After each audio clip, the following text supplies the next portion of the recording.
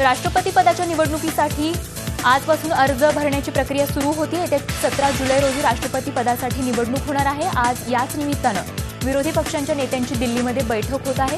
काँग्रेस नेते गुलाम नबी आझाद यांनी ही बैठक बोलावली असून संसद भवनाच्या परिसरात विरोधी पक्षाचे दिग्गज नेते या ठिकाणी उपस्थित राहिले आहेत। तर तिकडे मोदी सरकारच्या वतीनं 3 मंत्र्यांचा गट सर्वपक्षीयांशी चर्चा करणार आहे। राष्ट्रपतींची निवड एकमतानं व्हावी अशी सरकारची इच्छा असल्याचं माहिती आणि प्रसारण मंत्री व्यंकय्या नायडू यांनी एका पत्रकार परिषदेत सांगितलंय।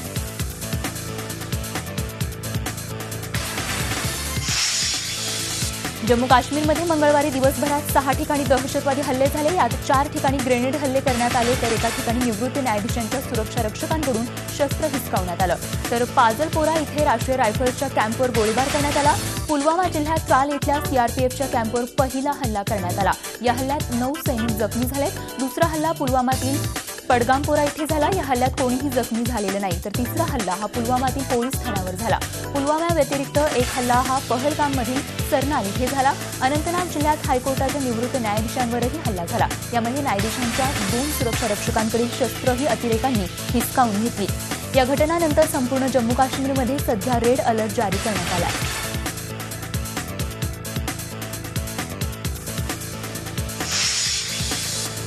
दार्जिलिंगमध्ये स्वातंत्र्य दरम्यान जनजीवन विस्कळीत झालंय। अनेक ठिकाणी जवान आणि आंदोलक आमने सामने येत आहेत। पश्चिम बंगाल सरकारनं गोरखा जनमुक्ती मोर्चा विरोधात कडक भूमिका घेतली आहे। हिंसा अजिबात मान्य नसल्याचं आणि कडक कारवाईचा इशारा मुख्यमंत्री ममता बॅनर्जी यांनी दिलाय। दार्जिलिंगच्या अनेक भागांमध्ये लष्कर आणि सुरक्षा दलाचे जवान तैनात आहेत। सरकारी कार्यालयांना सुरक्षा व्यवस्था पुरवण्यात आली आहे। दार्जिलिंगमध्ये गेल्या अनेक वर्षांपासून स्वतंत्र राज्याची मागणी आहे आणि याच मागणीनं आता पुन्हा एकदा डोकं वर काढलंय। त्यामुळे ममता सरकारची डोकेदुखी चांगलीच वाढली आहे।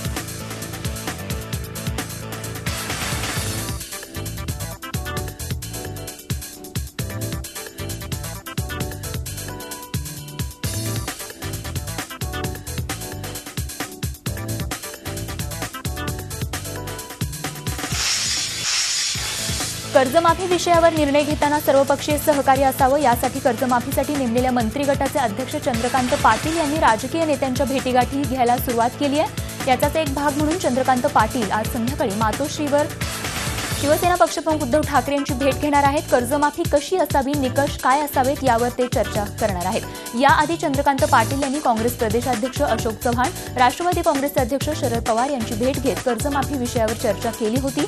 तेव्हा आज उद्धव ठाकरे यांच्या भेटीत काय चर्चा होते, काय नवे मुद्दे पुढे येतात हे बघणं आता महत्त्वाचं ठरणार आहे।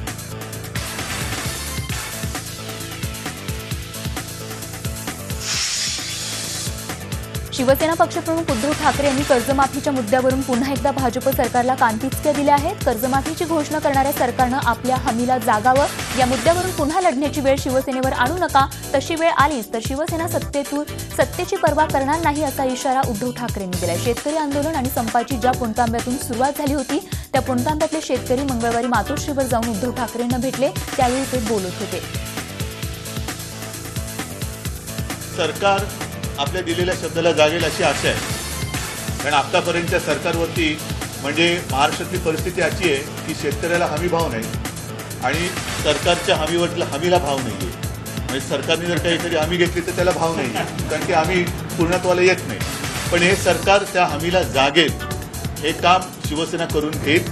आणि शिवसेना मी अनेकदा सांगितलेलं आहे, जे माझ्यावरती टीका करतात की बाबा तुम्ही सत्तेत राहून टीका करता, मी टीकेसाठी टीका नाही करत।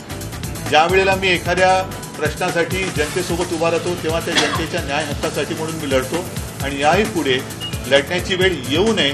पण जर का ती आलीच दुर्दैवाने तर शिवसेना सत्तेची पर्वा न करता शेतकऱ्यासोबत रस्त्यावरती उतरून लढल्याशिवाय राहणार नाही। वसमत तालुक्यातील पूर्णा सहकारी साखर कारखान्याची निवडणूक येत्या 18 जून रोजी होऊ घातली आहे। त्यामुळे सध्या हा कारखाना राष्ट्रवादी काँग्रेसचे माजी आमदार जयप्रकाश दांडेगावकर यांच्या ताब्यात आहे। वसमत तालुक्यात 3 प्रमुख पॅनल निवडणूक लढवत आहेत। या तिन्ही पॅनलनं या कारखान्यावर आपलीच सत्ता येणार असल्याचा दावा केलाय।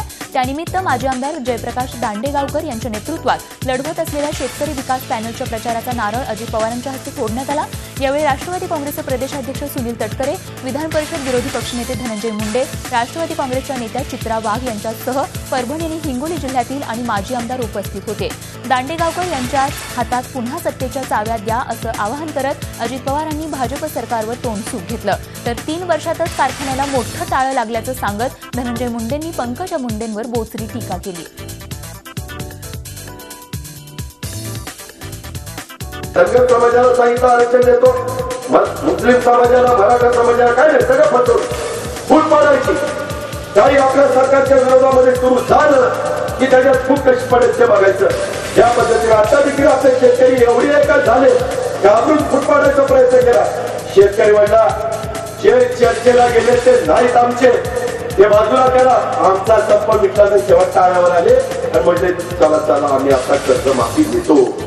नाक दाबल्याशिवाय तोंड उघडलं जात नाही. ही गोष्ट तुम्ही लक्षात ठेवा. इकडे अनेक कारखाने स्वर्गीय मुंडे साहेबांचा एक फोटो येथे लावला.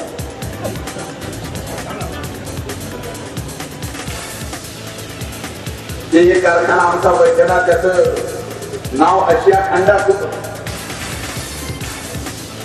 मराठवाड्यातला सगळ्यात महत्वाचा कारखाना स्वर्गीय मुंडे साहेबांच्या नंतरच्या पिढीच्या हातात कारखाना तो गेला.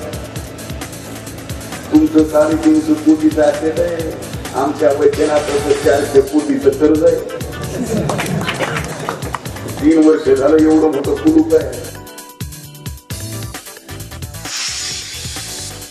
महाराष्ट्राचं नंदनवन म्हणजेच मिनी काश्मीर म्हणून ज्याची ओळख आहे ते महाबळेश्वर दाट धुक्यात आणि पावसाच्या सरींमध्ये ओलचिंब झालंय. आणि त्याचमुळे या आल्हाददायक अशा वातावरणाचा आनंद लुटण्यासाठी देशभरातले पर्यटक सध्या महाबळेश्वरकडे धाव घेत आहेत. गर्द झाडे, रिमझिम पाऊस आणि त्यात दाट धुकं यामुळे महाबळेश्वरकडे जाणारा घाट रस्ता सगळ्यांचंच लक्ष वेधून घेतोय. आता तर पावसाला सुरुवात झाल्यानं महाबळेश्वर हिरवगार होऊन गेलंय.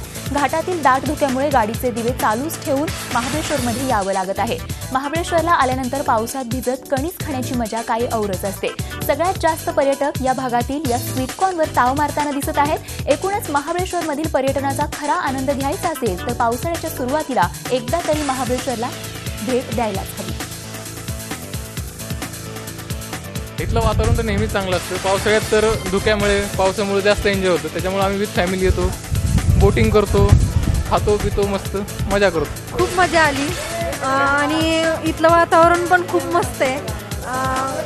मजा येते इथं आल्यावर.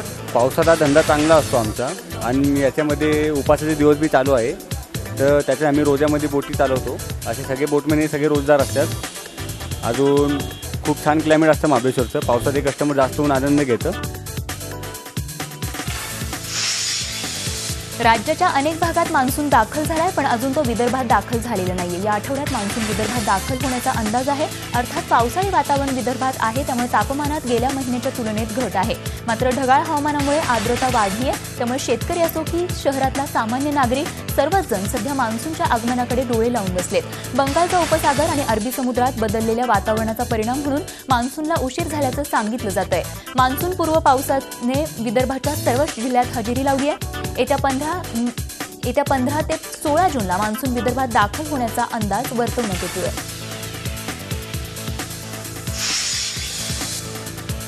नाशिक शहरासह जिल्हा परिसरात 1 जूनपासून सुरू झालेल्या पावसानं 6 ते 7 तालुक्यातील जून महिन्याची पावसाची सरासरी गाठली आहे. सुरुवातीचे 10 दिवस मान्सून पूर्व तर नंतर मान्सून दाखल झाल्यानं ग्रामीण भागात समाधानाचं वातावरण आहे. अजून अर्धा जून महिना जायचा असल्यानं इतर तालुक्यातही सरासरी एवढा पाऊस पडेल असा अंदाज व्यक्त होतोय. दरम्यान जिल्ह्यातील हरणबारी धरणातील पाणीसाठ्यात 1% वाढ झाली आहे. तर जिल्ह्यातील आजचा उपयुक्त पाणीसाठा हा 13% असून मागील वर्षीच्या तुलनेत 4% पाणीसाठा अधिक उपलब्ध आहे. नाशिक शहराला पाणीपुरवठा करणाऱ्या गंगापूर धरण समूहात 15% पाणीसाठा आहे, तर दारणा धरण समूहात 2% पाणीसाठा शिल्लक आहे.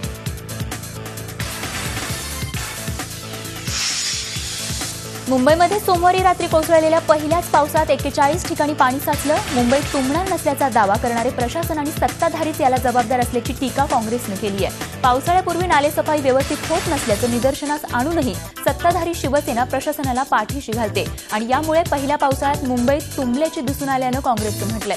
तर सोमवारी रात्री 10 ते 11 या 1 तासाच्या कालावधीत मध्य मुंबईत सुमारे 70 मिलीमीटर पाऊस झाल्यानं जागोजागी पाणी साचल्याचा खुलासा प्रशासनानं केलाय.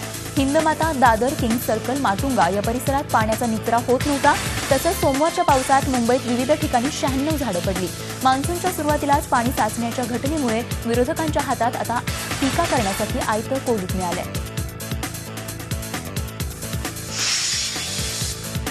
मुंबईतील सन 2000 नंतरच्या झोपड्यांना पाणी दिल्यानंतर आता खासगी जमिनींवरील अघोषित झोपड्यांनाही पाण्याचा हक्क देण्याचा महत्त्वपूर्ण निर्णय महापालिकेने घेतलाय.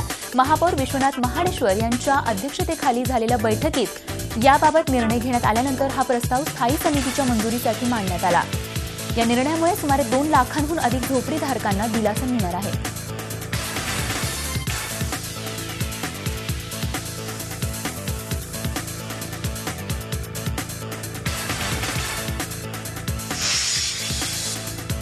आरेच्या जमिनीवरच मेट्रो 7ची कारशेड करण्याचा मार्ग आता मोकळा झालाय. अंधेरी ते दहिसर मेट्रो प्रकल्पासाठी आरे वनक्षेत्रातील 5 एकर जागा नगर विकास विभागानं MMRDAकडे हस्तांतरित करण्याचा मार्ग मोकळा केलाय. आरे दुग्ध वसाहतीतील जमीन महसूल आणि वन विभागाकडे वर्ग करण्यात आली आहे. त्यानंतर ती MMRDAला हस्तांतरित करण्यात येणार आहे. या जागेमध्ये मेट्रो भवन, मेट्रो प्रकल्पाचे receiving substation, steel yard, labour कॅम्पसाठी जागेचा वापर होणार आहे. या जागेमध्ये मेट्रो भवनही उभारलं जाणार आहे. आरे दुग्ध वसाहतीतील जमीन कारशेडला देण्यास पर्यावरण प्रेमींचा सक्त विरोध आहे. पण सरकारनं हा विरोध बाजूला ठेवून मेट्रोसाठीची कारशेड आरेच्या 5 एकरात उभारण्याचा निर्णय घेतला आहे.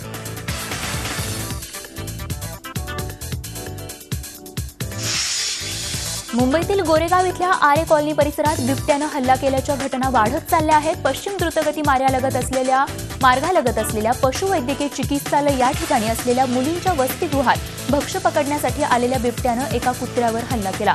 हा प्रकार CCTVत कैद झालाय. 9 जून रोजी पहाटे 4 वाजता ही घटना घडली आहे. सुरक्षा रक्षकांनाही याला दुजोरा दिलाय. मात्र या घटनेनंतर मुलींच्या वसतिगृहात भीतीचं वातावरण निर्माण झालंय. सध्या या मुलींची परीक्षा सुरू असून काही मुली या अभ्यास करण्यासाठी पहाटे उठत असतात. त्यामुळे पुन्हा वसतिगृहातील मुली आणि आरेतील नागरिक बिबट्याच्या दहशतीखाली राहत आहेत.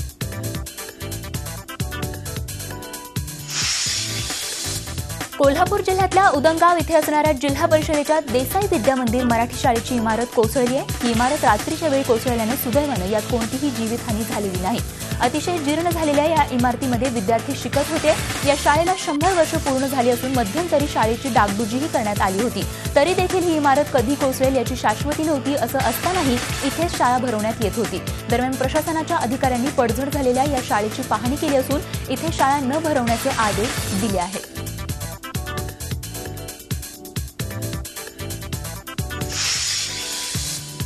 अलिबाग इथल्या जिल्हा रुग्णालयात कार्यरत असलेल्या परिचारिकेच्या वर्तणुकीमुळे जिल्ह्यात संतापाचं वातावरण आहे.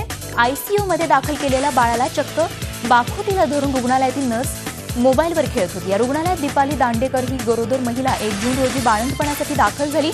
तिला जुळं झालं. मात्र बालकांची प्रकृती नाजूक असल्यामुळे त्यांना या बाळांना अतिदक्षता विभागात ठेवण्यात आलं होतं. 12 तारखेला रात्री ड्युटीवर असलेल्या नर्स जीविता वाघमारे यांच्याकडे या बाळांच्या नातेवाईकांनी चौकशी केली असता त्यांनी बाळाच्या प्रकृतीची माहिती देण्याऐवजी दुरुत्तरं केली आणि एका नवजात शिशूच्या बकोटीला धरून मोबाईल चॅटिंगमध्येच व्यस्त राहिली. हा सर्व प्रकार नातेवाईकांनी आपल्या मोबाईलमध्ये शूट केला आणि तिच्या या कृत्याबाबत चीड व्यक्त होतीये. बाळाच्या नातेवाईकांनी याबाबत तीव्र नाराजी व्यक्त केली असून वाघमारे यांच्यावर तसंच त्यावेळी ड्युटीवर असलेल्या डॉक्टर्सवरही कारवाईची मागणी केली जातीये.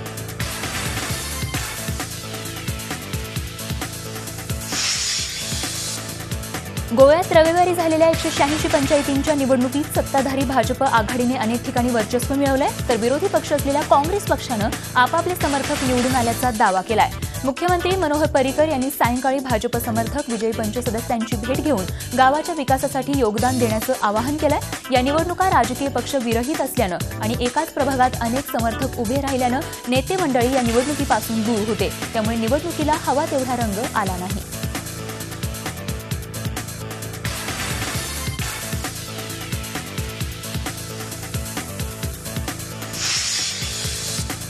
नाशिक जिल्हा बँकेसह राज्यातील 13 जिल्हा बँका आधीच अडचणीत आहेत. नोटाबंदीमुळे या बँकांवर असलेलं आर्थिक संकट कर्जमाफीमुळे अधिकच गडद झालंय. आता पेरणीपूर्वी शेतकऱ्यांना कर्ज देणं आवश्यक असताना नाशिक जिल्हा परिषदेतील 260 कोटी रुपये नाशिक जिल्हा बँकेने थकवल्याचं उघडकीस आलंय. त्यामुळे ग्रामीण अर्थव्यवस्था पार ठप्प झाली आहे. गेल्या 6 महिन्यात ग्रामीण भागात झालेल्या कामांचे पैसे ठेकेदारांना दिले जातात.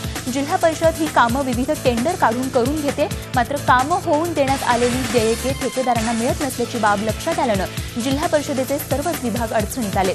केवळ 2-4 कोटी नाही तर चक्क 260 कोटी रुपये थकवल्यानं जिल्हा परिषद प्रशासन आता कायदेशीर कारवाई करण्याच्या विचारात आहे.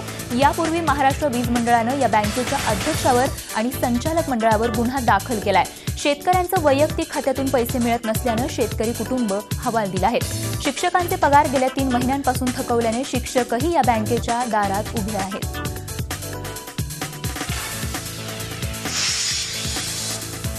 भारतातून यावर्षी सुमारे 31 लाख मेट्रिक टन कांदा निर्यात करण्यात आलाय. गेल्या वर्षी केवळ 11.14 मेट्रिक टन कांदा निर्यात झाला होता. गतवर्षीच्या तुलनेत तिप्पट झालेल्या या निर्यातीत नाशिक जिल्ह्याचा वाटा सर्वात मोठा आहे. एकट्या लासलगाव बाजार समितीतून 80% कांदा निर्यात करण्याचा विक्रम प्रस्थापित केलाय. 2009-2010 या वर्षी 8.5 मेट्रिक टन कांदा निर्यातीचा उच्चांक होता. यावर्षी देण्यात आलेल्या केंद्राच्या सबसिडीमुळे या निर्यातीचा उच्चांक साधण्यास मदत मिळाली आहे. एकीकडे शेतकऱ्यांना सरसकट कर्जमाफीची घोषणा झाली असताना दुसरीकडे नागपूर जिल्ह्यातील एका शेतकऱ्यानं आत्महत्या केली आहे. नागपूर जिल्ह्याच्या काटोल तालुक्यातील सिरसवाडी गावातील शेंगांची विक्री करण्यासाठी आला होता, मात्र अपेक्षित भाव न मिळाल्यानं त्याला विक्री करता नेलेला माल गावाला परत न्यावा लागला. आधीच तणावात असलेल्या राजेंद्र कडूने रेल्वेखाली उडी मारून आत्महत्या केली आहे.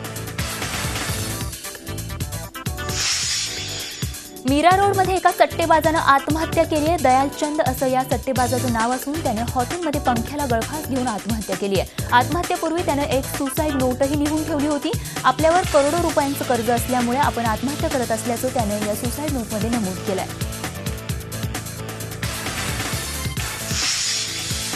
दीड वर्षांच्या मुलीला अपहरण करून 50 लाखांची खंडणी मागणाऱ्या बिगारी काम करणाऱ्या आरोपीस नवी मुंबई पोलिसांनी अटक केली आहे. पनवेल खेरणे गावातील हरिश्चंद्र म्हात्रे यांच्या 1.5 वर्षांच्या नातीचं त्यांच्याकडेच बिगारी काम करणाऱ्या हमी उल बेना यानं अपहरण केलं होतं. त्यानंतर म्हात्रेकडे 50 लाखांच्या खंडणीची त्यानं मागणी केली, मात्र पोलिसांनी शिताब घेणं त्याला अटक केली आहे.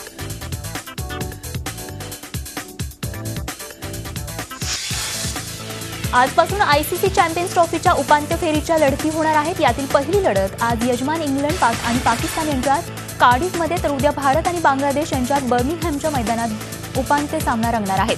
आजच्या लढतीत इंग्लंडचं पारडं जड मानलं जात आहे, पण त्यांच्यासमोर पाकिस्तानचं कडवं आव्हान असणार आहे. इंग्लंडनं बांगलादेश, न्यूझीलंड आणि ऑस्ट्रेलियाचा अशा तिघांचाही पराभव केलाय, तर पाकिस्ताननं श्रीलंकेवर 3 गडी राखून निसटती मात केली आहे. तर दक्षिण आफ्रिकेवर डकवर्थ लुईसचा आशीर्वादानं पाकला उपांत्य फेरीत जागा मिळाली आहे. पण क्रिकेट विश्वातला सगळ्यात अनप्रेडिक्टेबल संघ अशी पाकिस्तानची ख्याती आहे. त्यामुळे आजच्या सामन्यात जबरदस्त फॉर्ममध्ये असणाऱ्या इंग्लंडला आपलं सातत्य टिकवणं महत्त्वाचं ठरणार आहे.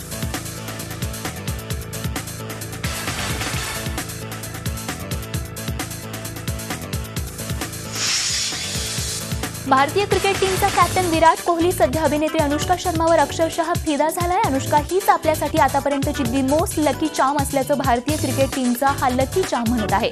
एरवी क्रिकेटच्या मैदानात विराटचे चाहते काही कमी नाहीयेत, मात्र लाखो तरुणींची दिल की धडकन बनलेल्या विराटला अनुष्का ही सबसे फेवरेट वाटतेय.